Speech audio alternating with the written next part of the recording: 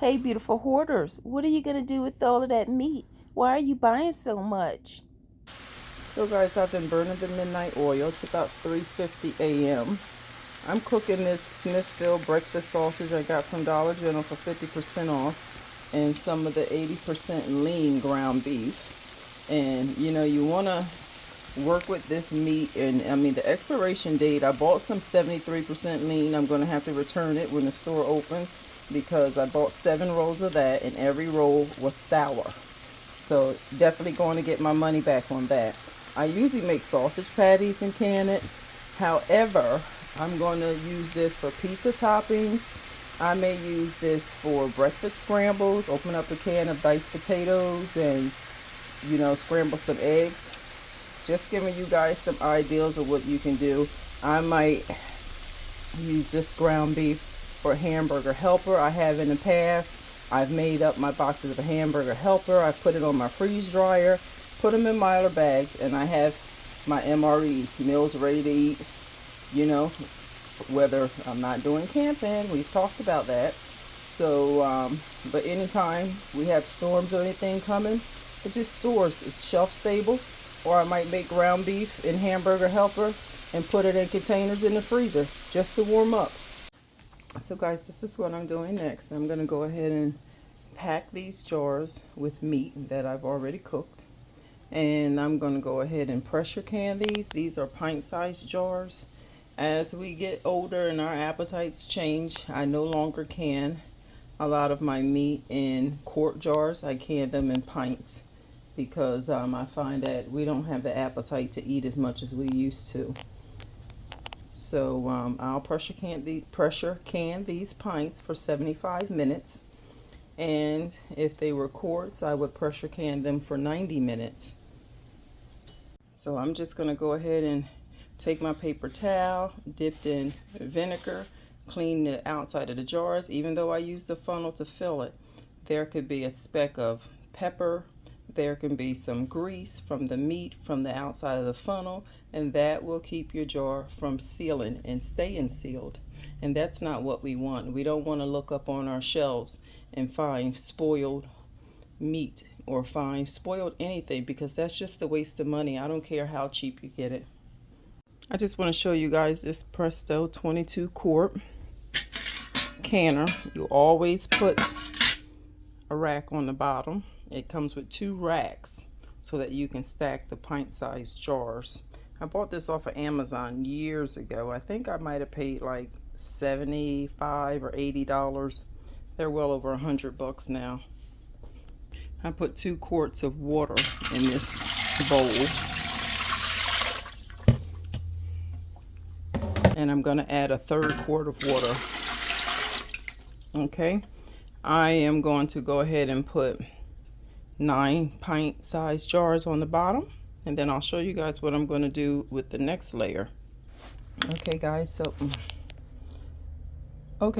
I have 9 pint-sized jars in the bottom. So I'm just going to go ahead and put the second rack right on top of the jars. And then I'll start putting the other 9 right on top.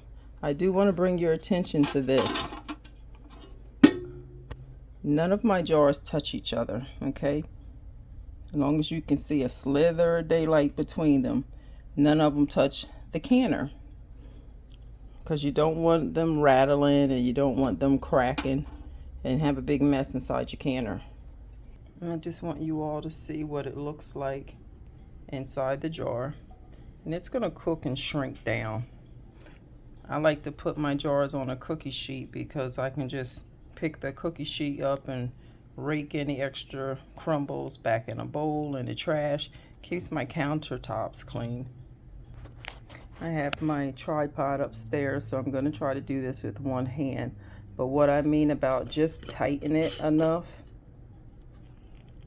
that's just enough, okay? I didn't crank it down and I didn't try to get it on there, because you'll have a devil of a time getting it off. Tell you guys is I will always put a splash of vinegar. I'm just going to go right here in this opening, because the vinegar keeps the gook off your jars and my water in my canner, and the vinegar also Keeps the inside of my canner from getting so black. I saved this little container from a gift set years ago. I keep petroleum jelly in here because I'll go around the rubber gasket, and that helps keep it from drying out so much under the high pressure, and it also makes it easier to get the lid off of the canner once it's done. So I just lined up my arrows. I twisted it to the closed position. I've already checked my steam vent opening to make sure it's clear. This is your overflow valve to let excess water and steam out. And once this lock pops up on the canner, then I'll know it's up to pressure. You'll see a bunch of steam coming, venting from here for about 10 minutes. You're going to let that steam vent, and then I'll put the weight on. You have to put the weight, and this is a weighted pressure canner. It actually was a gauged one, but I have 6 pressure canners, by the way. I use the lid from the weighted one because I'd rather do that, and that's what I prefer. And the altitude that I'm at requires 11 pounds of pressure. Actually requires 10 pounds of pressure. And the altitude where I am requires 10 pounds of pressure. So I could just drop that 10-pound pressure weight there, and I don't have to worry about watching the gauge. So you guys, the lock has popped up. It's been about 5 minutes, and it's only taken that long, short amount of time, because I had the eye turned on while I was filling the canner with jars. And this is what I mean about the steam coming up. I'm sure some of you have seen it on a million YouTube channels. Really can't catch it. That's about the best I can do, you guys, so you can see how the steam's coming out of there. This is about as good as I can do so you guys can see the steam coming out of that vent. So I'll let that vent and get rid of the excess pressure for 10 minutes. Alexa, set a timer for 10 minutes. And then at 10 minutes, I'll go ahead and put the weight on, which looks like this. And once it starts rocking, which I'll show you that as well, I'll go ahead and that's when you start the 75-minute countdown. So you guys, my timer on my Alexa device has gone off, and you can see how that steam has been coming out consistently. I'm just going to take my 10-pound weight, drop it right on the top. And I always make sure that the overflow valve did pop up. It's locked. Now it's going to shake, rattle, and roll. And once it starts rocking, I already know the sweet spot on my stove. I'm going to turn it down because I'm not going to process this on high for 75 minutes. So once it starts rocking, that's when I'll start my 75-minute timer, and then I'll go sit back down. So it's rocking pretty steadily, and that took all of about 3 minutes. All I was able to do was empty out the ground beef and wash the frying pan, and I'm right back over here. So I know on this eye, which is a medium-sized eye, I can turn it down to number 3. You don't want this to stop rocking, because if it stops rocking before your 75 minutes are up, or 90 minutes if it's quarts, or however long you're processing your food or juice, then you have to start all over again. The process, the countdown. Alexa, start a timer for 75 minutes. And you guys, these are Rubbermaid 14-cup bowls. This is the rest of the ground beef that I cooked. So I'm just gonna let it cool, put it in the refrigerator, because I have an appointment this morning. So I'm not gonna be able to can it all straight through, and I'll just come home and take the rest out and finish canning it. Or I'll make some hamburger helper and freeze it you know, like some meal prepped in the freezer. So, but you don't want to leave your meat cooked sitting around in open air. And I was moving as fast as I could. This is why it's always good to have extra big bowls, especially when you're cooking and doing food preservation and prepping, because you can go ahead and take the bell peppers, dice it up, fill it up, and something comes up, pop it right in the fridge, pop it right in the freezer. I like to use some Ziploc bags, but today we're going to use this because I'm just going to get right back to it. And if you don't have these big containers, because I bought these years ago, I even have the long rectangles. This is why it's good to pick up one or two items that you may need. And when it's on clearance, these come in handy as well. These were a penny at a remodel. I've shown you guys in different videos these bowl covers. They come in 3 different sizes. Small enough for a soda can, a plate, or like a casserole dish. And I like the fact that the band around it is color coded so that you can see easily which one fits which size container. Like the red will fit about a 9-inch pie. So just another idea. So don't get discouraged if you're watching YouTube videos and you don't have all the equipment that other people have.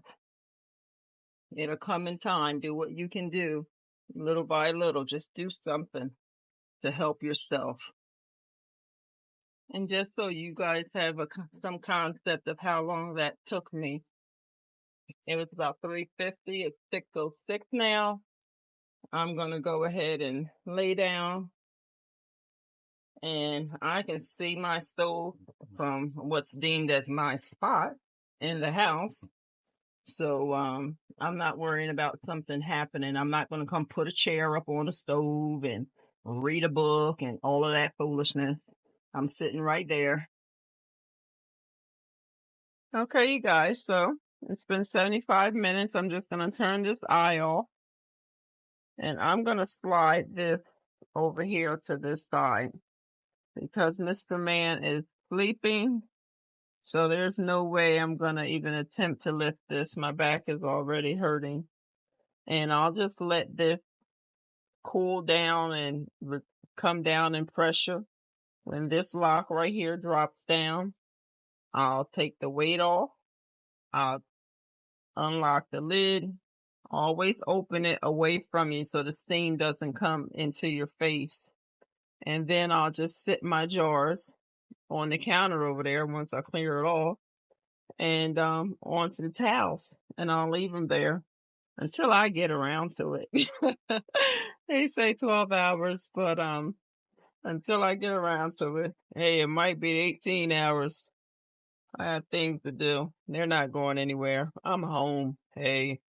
So it's 7-Eleven. And yeah, I picked my grandkids up yesterday on the 11th and took them to get those free Slurpees. And they got blue raspberries. I forgot all about their blueberries. This is the last of their blueberries. Yeah, I forgot to give them. But I'll pick some more off the bush today. This little bush has been yielding. This was half full. They're good too. So I slid that over. I'm gonna get back on my spot and I'll hear that drop and take care of it then. Okay guys, so I'm taking the weight off because the lock is down. I'm just gonna go ahead and twist it and lift it up. It's been sitting for hours, so there shouldn't be a lot of steam, but I'm gonna go ahead and put this phone down for a second. So I have the lid off and all the steam is gone. I heard my jars sealing when I was laying down. And so I'm just going to take my jar lifter. I'm going to lift it out. You can see the oil still bubbling in the jar. Like I said, some people can theirs with liquid water, broth, whatever they use. Sometimes I do. I rarely do. And most times I dry can it just like this. And there's still water in the canner. And that's 75 minutes. Anything longer and it would have pulled dry. There is a line right here in the canner. See that line? I might go mark it again with my Sharpie. You have them all the way up. These little hashtags for water levels. That's a guide for you if you need it.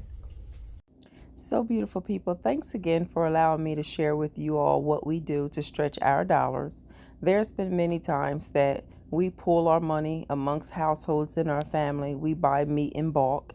Some just want their food packaged up in freezer bags, however they want it. But we're still eating off of yesteryear prices. We're still eating ground beef that was $1.69 a pound. And you can see from some of the packaging, even at 50% off of Dollar General, it's $3 a pound now. So, do what you can do to stay ahead of this rat race.